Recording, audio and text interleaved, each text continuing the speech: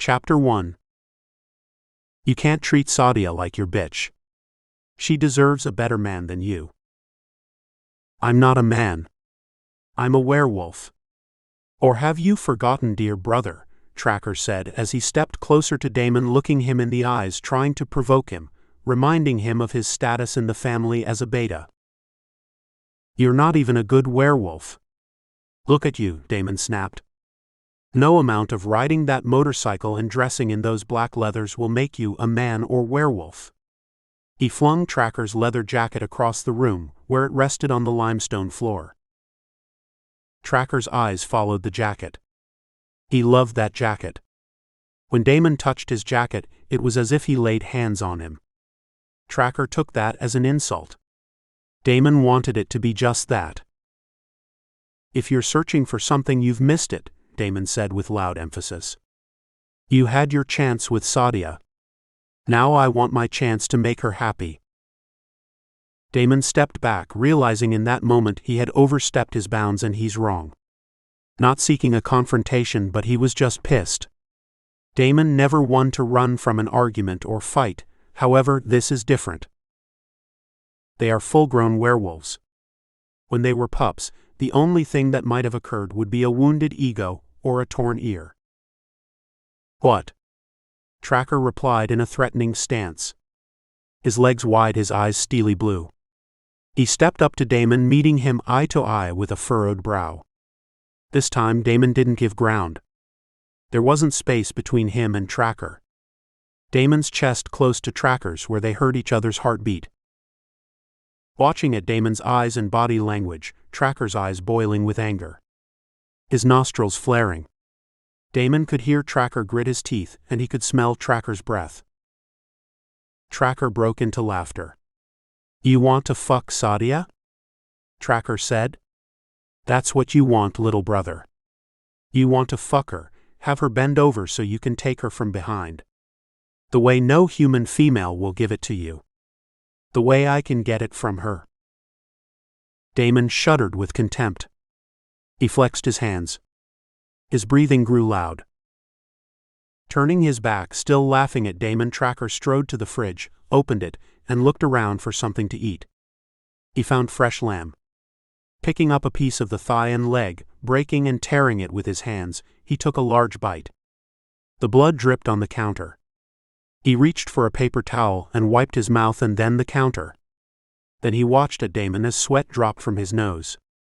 It was a sign that he was angry. Downright pissed at Tracker, and Tracker knew it and shot him a wide-closed grin. Did you get a boner every time you got near her, thinking about putting your cock in her? Well, dream on, little brother. You'll never get a chance to smell her. She's mine. Glaring at Tracker was all he could do for now.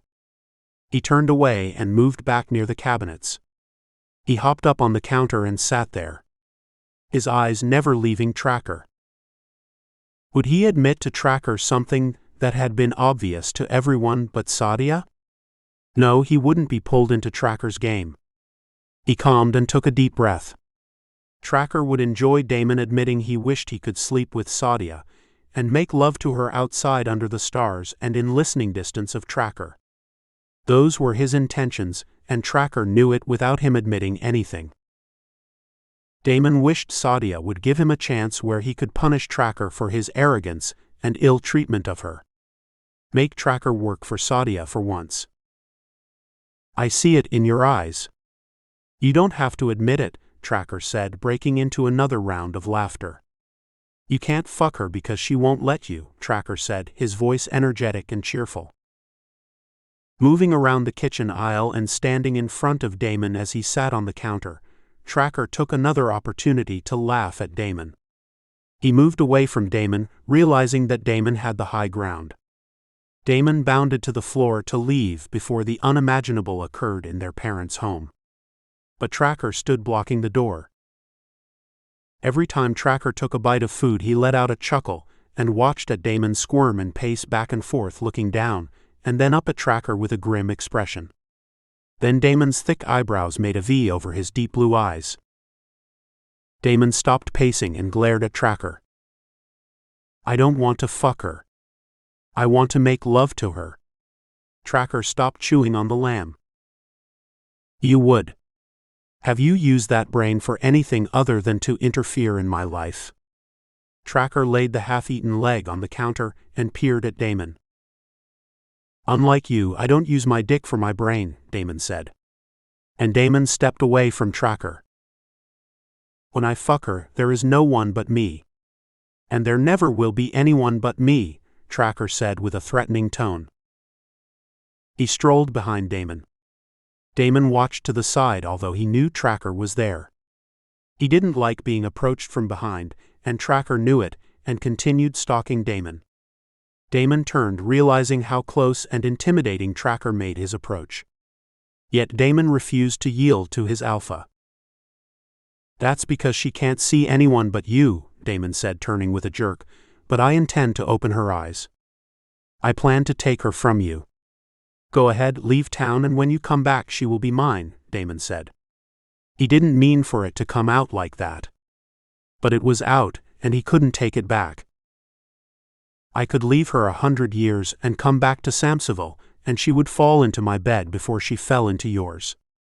She would fall to her knees and I would give her my cock to suck, and she would do it gladly. Tracker poked Damon on the arm. Damon looked down at Tracker's hand and Tracker looked down at him and said, "Look at you. You know nothing about females." "I know about females and she's not for you because I have my brand on her," Tracker said.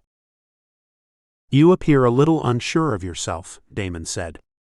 "If she was yours and you had her all locked up, then why would you take the time to argue with me?" Tracker raised one right eyebrow. Damon knew he was getting to Tracker.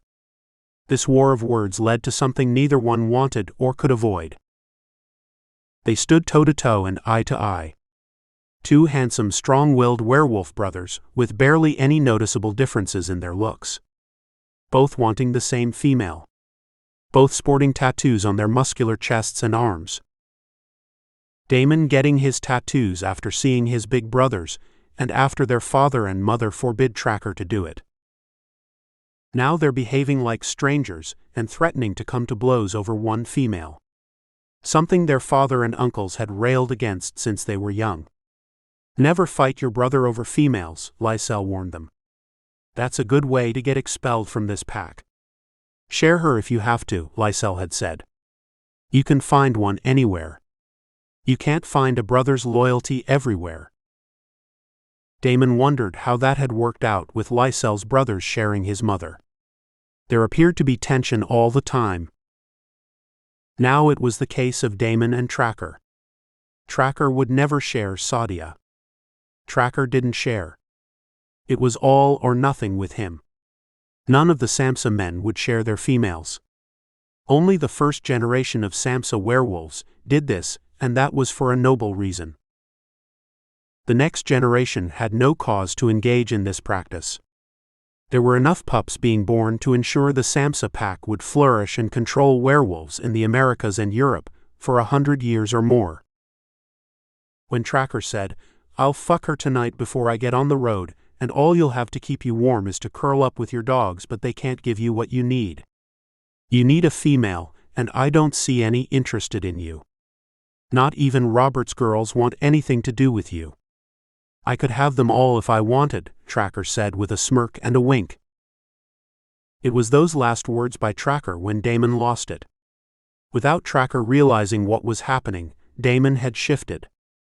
He was the one son of Lycell's 6 sons who never gave a signal when he was angry enough to shift.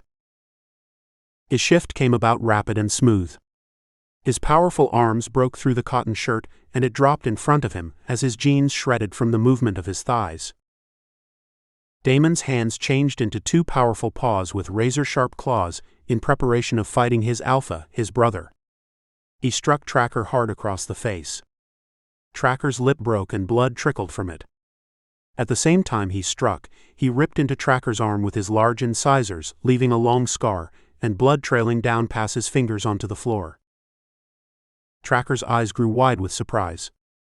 He glanced at his arm as Lycell entered the kitchen. "What the fuck is going on?" He scanned Damon and then Tracker, Damon's t-shirt torn, blood dripping down on the floor, pooling at Tracker's feet. Damon's mouth filled with blood from Tracker. Tracker didn't say a word. He was stunned. Maybe he was in shock.